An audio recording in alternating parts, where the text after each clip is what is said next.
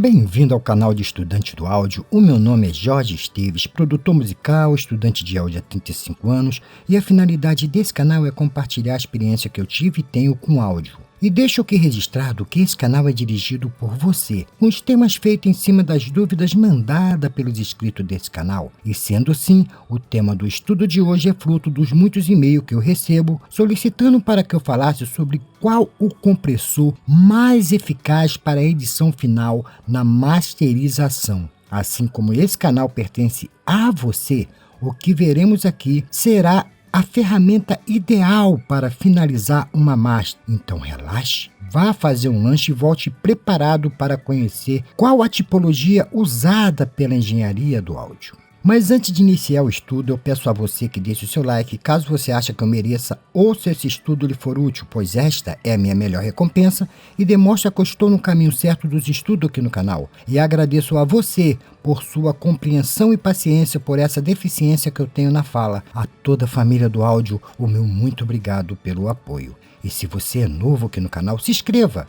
E não perca os estudos postados todas as terças e sexta-feira, acionando esse sininho logo abaixo. Iniciando o nosso estudo de hoje, começo dizendo que quando nós recebemos uma mix ou terminamos o processo de mixagem, obrigatoriamente entramos no estágio da masterização. E nesta fase existem duas preocupações básicas principais, lógico que tem outras edições. E uma é em relação ao equilíbrio tonal, a outra com o controle dinâmico. É lógico que nesse estágio pode existir muitas outras edições quando a mixagem está problemática devido a uma má edição lá, né? Então, além das edições realmente necessárias, nós podemos ter como alcance dinâmico final, equilíbrio estéreo, entre outras coisas que podem vir com problema e nós vamos ter que resolver.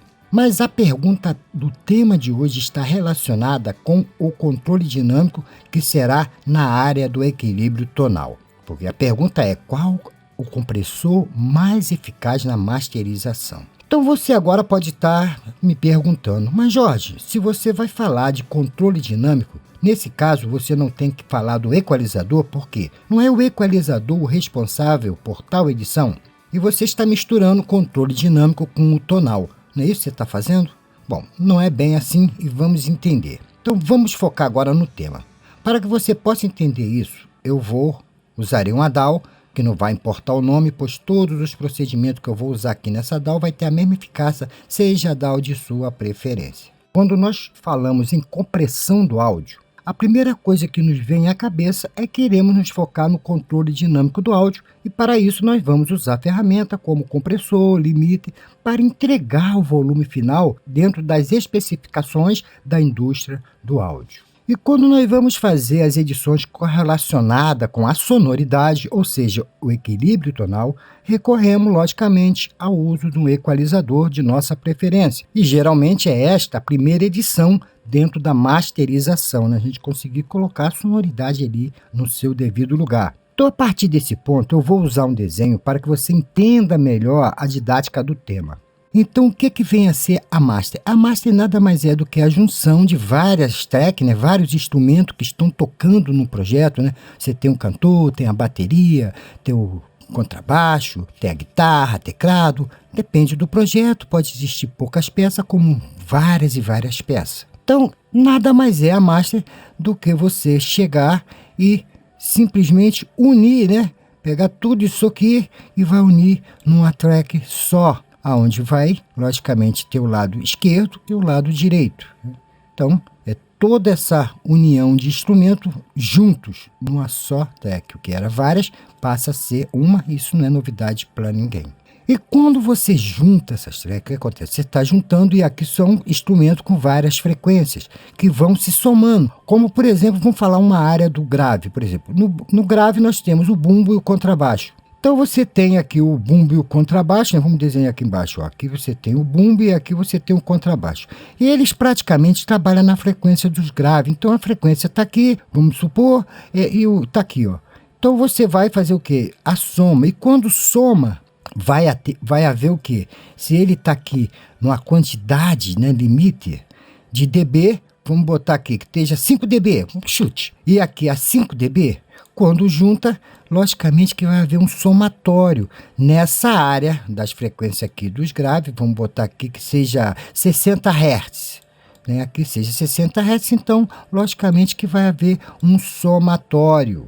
Então vai entendendo isso. Então, logicamente que acontece com bumbo e baixo, acontece com guitarra, muitos instrumentos podem cair na mesma área de frequência e quando elas se juntam, lógico que vai haver um somatório dessa área de frequência e um aumento, né? E às vezes aqui na área do vocal, a frequência aqui está a um volume, né? Então você às vezes tem a parte do grave que está maior do que essa área e você não está ouvindo o vocal. Então você vai usar o quê? O equalizador para atenuar, né, essas frequências. Você vai diminuir ou aumentar as frequências fazendo o equilíbrio, por isso que chama de equilíbrio tonal. Você está pegando as tonalidades e está equilibrando usando o equalizador. Então você vai ali e vai controlando as áreas de frequência para que a sonoridade caiba dentro de uma sonoridade padrão. Mas quando você faz isso, acaba que desbalanceia também a parte que você aumenta, então fica aquela coisa desbalanceada, pode ter aumento e diminuição. Com esse aumento e diminuição,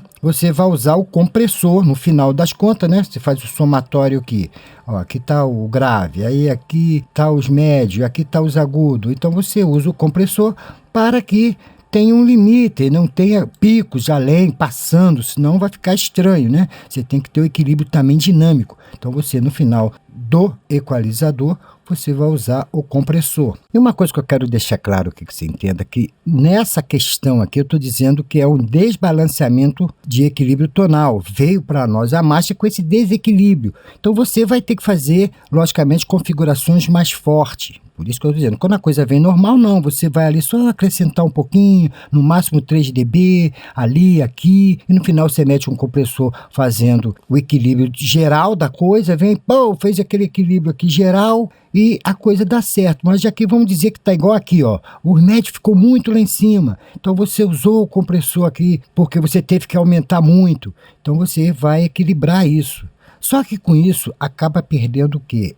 A transparência da sonoridade, porque começa a achatar demais certas áreas da banda de frequência. Então, nesse ponto, agora que entendemos isso, vamos então para a DAW. Então, vamos continuar aqui respondendo qual o compressor mais eficaz na masterização. Então, quando existem esse tipo de problemática que vem com um desequilíbrio tonal muito evidente, você tem que usar edições cavalares de configuração no equalizador. O melhor é entrar com o compressor multibanda de sua confiança. Existem vários e vários tipos. Existem compressores pagos, existem compressores free e os que vêm, lógico, na sua DAW. Toda DAW sempre tem um compressor porque ele é muito importante. Sempre vem um compressor multibanda além do compressor comum, né, que faz a coisa como um todo. Então vamos entender a razão de você usar um compressor multibanda. Então eu vou abrir um qualquer aqui, eu botei dois de aqui, um da própria DAW e um da Ozone. No compressor multibanda, você pode ver aqui que nesse caso aqui tem 6 bandas, né? Que tá faltando um aqui, mas eu posso chegar aqui, ó, já botei, ó, aqui, ó, o segundo aqui, ó, 1, 2, 3, 4, vamos botar o 5 aqui, ó, pronto. Nesse, tem compressores de 5, 4, 3, não importa, vamos ver o outro aqui, ó, esse que veio na DAW aqui, por exemplo, ó,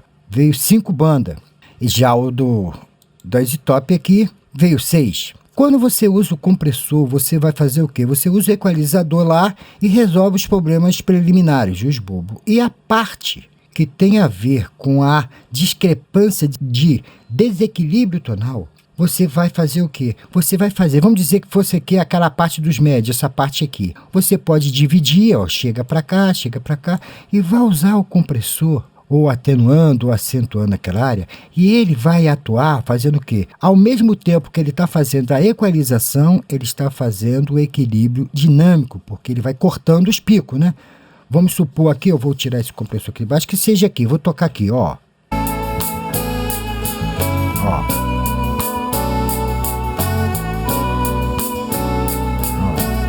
Vou botar aqui na parte agora do grave para que você possa ver a evidência, ó. Vou diminuir, ó.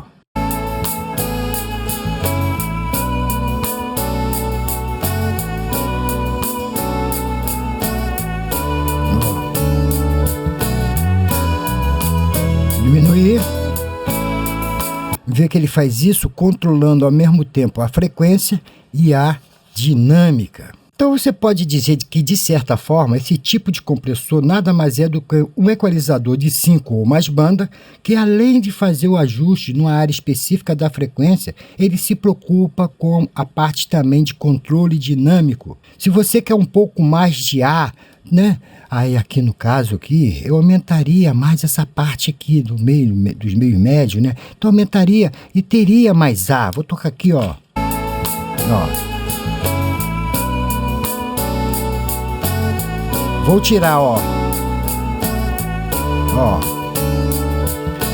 Vê que vai dando mais ar. Se você quer melhorar a inteligibilidade das vozes, você vai aumentar ali aquelas partes dos médios superiores, né? Você pode também diminuir os médios superiores para reduzir uma lama, que eles são meio lameados. Então, devido à maneira que essas alterações de EQ e limitação se unem, o efeito é diferente da equalização convencional. Você nota que acaba que se torna diferente. Então vamos ao segundo ponto, que tem a ver com a transparência sonora. A forma de trabalho desse tipo de compressor processa o sinal de forma que ele isola, tá vendo aqui, ó? Você isola a parte, vou botar aqui no outro para você possa ver. Se eu ver aqui nesse, ó, ele isola aqui a parte, ó. Você pode puxar e você vai trabalhar aqui dentro dessa área aqui. E você trabalha isoladamente, porque ele tem aqui o close que corta e você só vive aqui. No equalizador, quando você aumenta, geralmente ele pega as áreas adjacentes ainda, né? Por causa da curva ali. Então ele acaba tornando a área mais para frente e as de trás, ele faz alteração.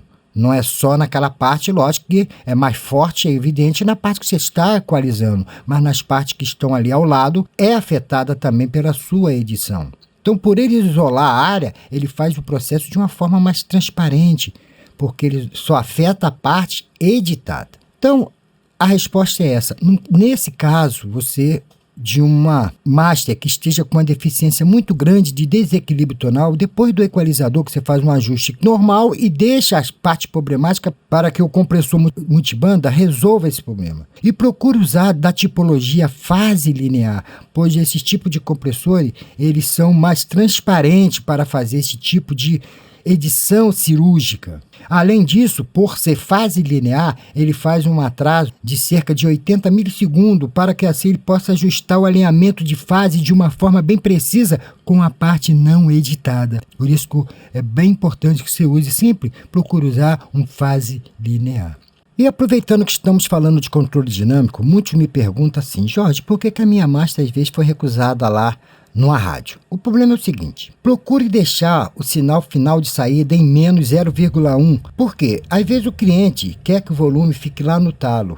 E quando você bota ali no zero, né? Você bota ele bem no zero mesmo, ali batendo no zero, o que acontece? A rádio, ao receber, ela recusa porque ela fica em dúvida se realmente ela está em zero correto ou se está havendo distorção, porque a própria rádio também vai usar compressores para manter um limite ali, né, de volume entre as músicas, já que aqui no Brasil a coisa não tem um limite correto, né? Uns vai master mais alto, até mais baixo, então eles ficam temerosos. Quando você bota em menos 0,1, vai chegar ali ao zero, né, praticamente, que já está no zero, mas tem esse pequeno edrom para que possa ser usado qualquer processo lá na rádio. Bom, era só isso. Então, creio que o básico da pergunta foi respondida. Qual é o compressor mais eficaz na masterização? Quando a master é problemática, você vai usar o multibanda. Quando não, você vai usar o compressor comum, né, que ele vai, vamos voltar lá ao desenho, que ele vai pegar aqui e vai fazer como um todo, né? Ele pega aqui e faz como todo o conjunto de frequências. Já o multibanda, não, ele faz isso, ele pega uma área, né? Se for essa área aqui, ele vai trabalhar somente naquela área. Então, e logicamente, às vezes lá no final você pode usar também, logicamente, para que possa depois fazer o assentamento dinâmico como um todo. Bom, senhores, creio que o básico da pergunta de hoje já foi respondida, para que não fique extenso e muito reclame. Vamos terminando por aqui. Mandem as suas dúvidas, que esse canal é de vocês. Então, estou aqui à disposição. Graça e paz para todos. Voto de excelentes produções. Um forte abraço e até o nosso próximo módulo, querendo Deus.